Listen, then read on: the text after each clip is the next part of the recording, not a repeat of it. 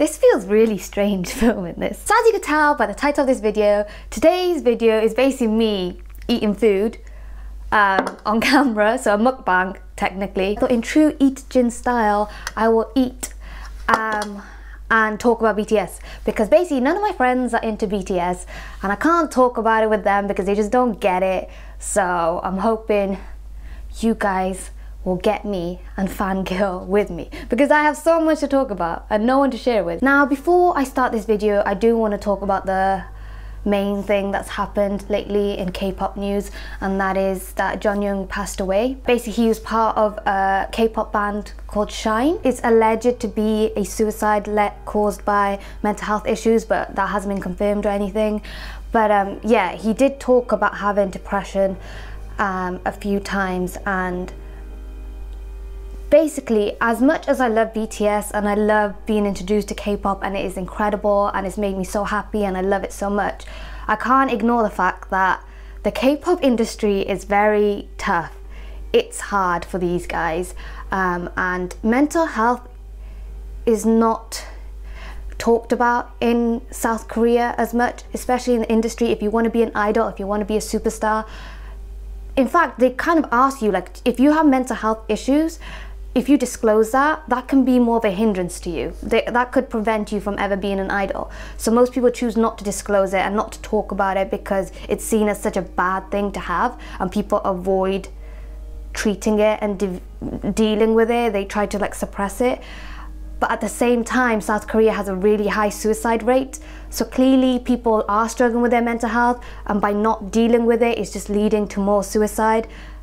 And it's a huge problem. It needs to be talked about, which is why I wanted to at least mention it in this video, because I think the more vocal we are about mental health, the more we talk about it, the more we address the fact that the K-pop industry needs to pay more attention to their idols and their mental health.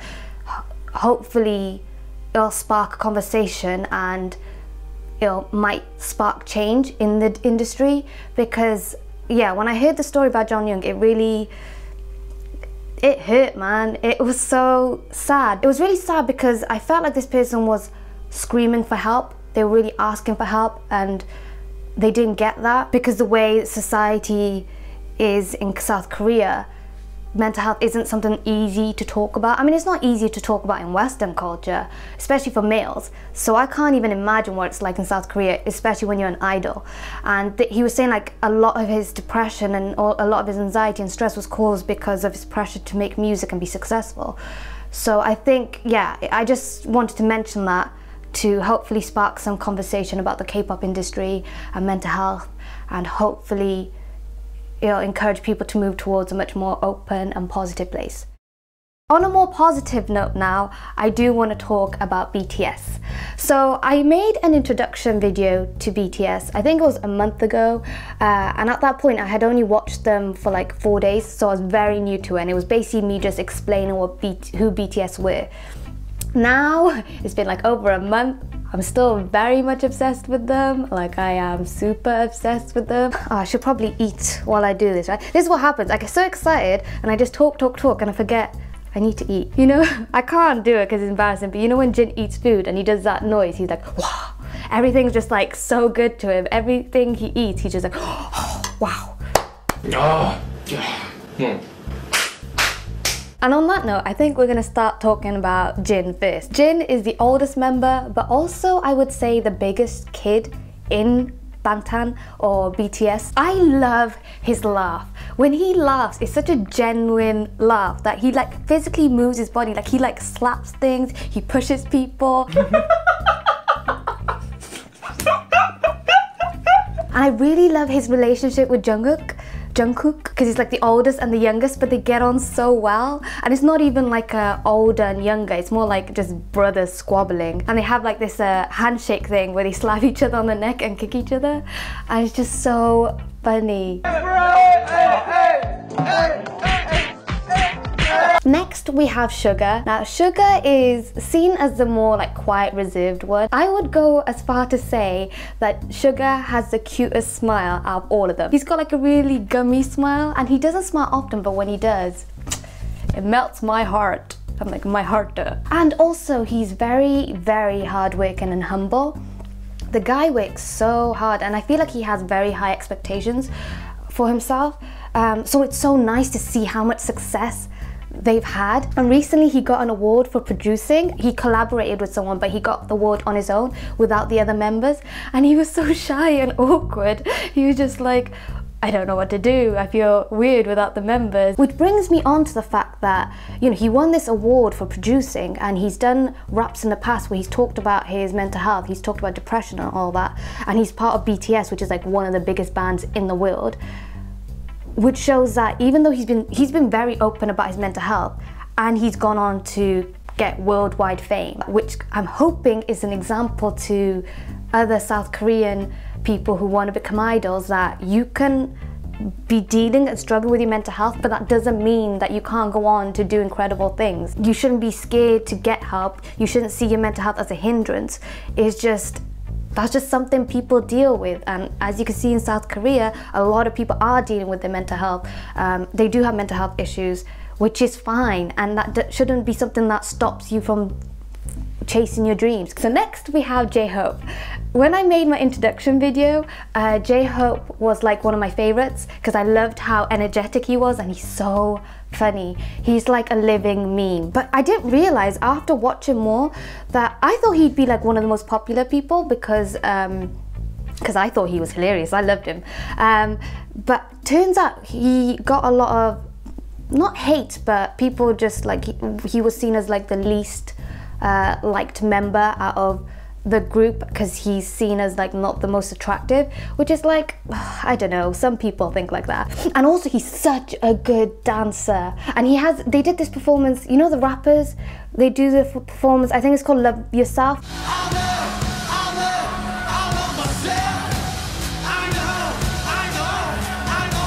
And it was so good, and you see J-Hope just owning the stage, and I'm just like, what? That's what I love about these guys. They're like such dorks, and they're so like cute and extra and funny, but when they're on stage, they completely transform. And you know in the Mama performance, I think it was Mama this year, when they did the whole body rolls, and that performance was insane, guys.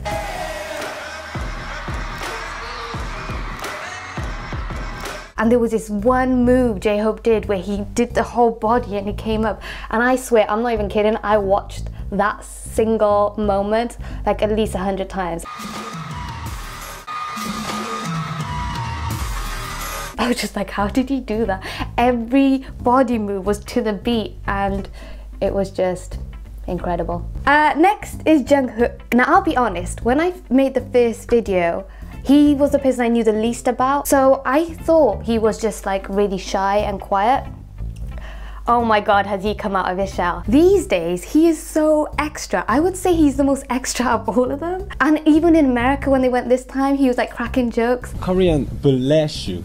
I'll say anything, or what do you do? Korean bless you. Oh. He's really come out of his shell. And if you consider like what he was when he first started, obviously he was super young, but when he first was part of debuted for BTS, he was like so shy and quiet, and he wouldn't speak. Even in earlier interviews, he wouldn't speak that much. Now, I swear, when I watched the Mama performance, he was the person that I noticed the most. Like, he was the one that really stood out. He gave so much to the performance. Everyone was incredible and everyone was awesome, but you couldn't help but just stare at Jungkook at the most.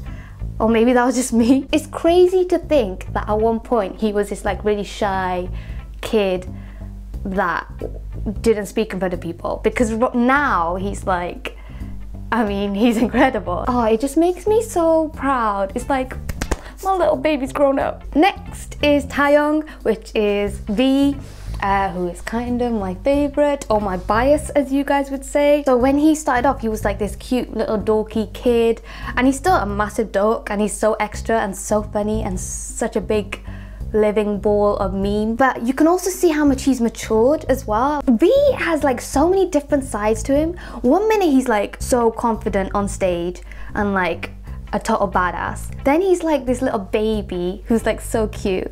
Then he's just really funny and extra, and he's like so kind and caring, Like, he seems like a genuine good soul that cares and loves people. Jimin, I got so wrong, and I feel so bad about how, like, I got him so wrong, man. Jimin is a good example of how you can get first impressions so wrong. So the first few videos I watched of BTS were the music videos, and the first one I watched was Dope, where Jimin had the red hair, and the dance in that is very like super confident and all that, and he's the one that really stood out to me in that music video.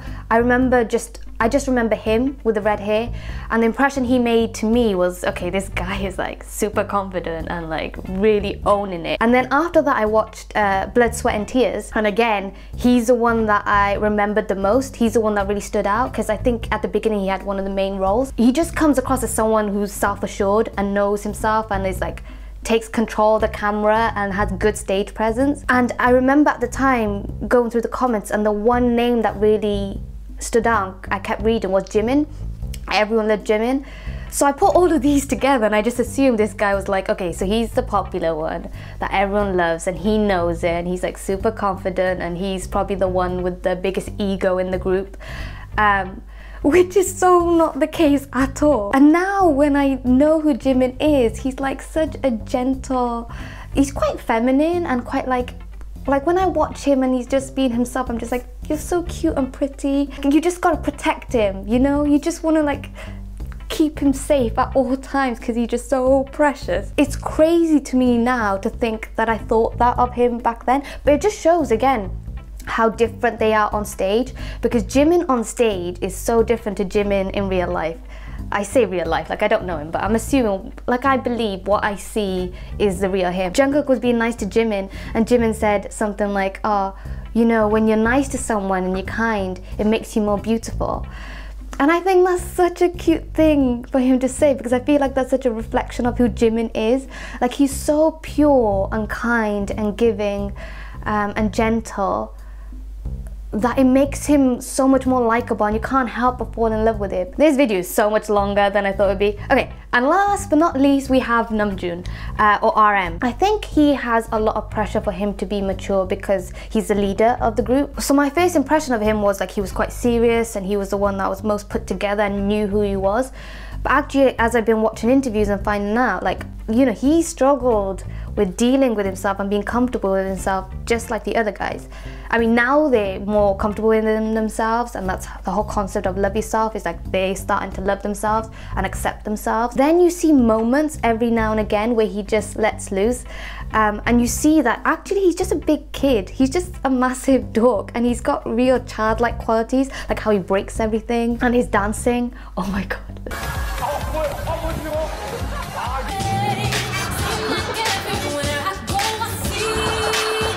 I mean, I thought I was bad at dancing, but I mean, it's like endearing, but his dancing makes me laugh so much. He's awesome. He pretty much keeps the whole group together. To me, I still feel like BTS are this like young group who's still trying to figure themselves out, but actually they're like superstars. They're at the top at the moment. But they still, because it's so relatable and humble, they still feel like they're down here with us. Not only do they make me laugh so hard, but also it just reminds me of like how hard working they are. Like, they literally went from nothing to where they are now, and they work so hard, and they give so much of themselves out to the world, and they care so much about their fans, and they're humble.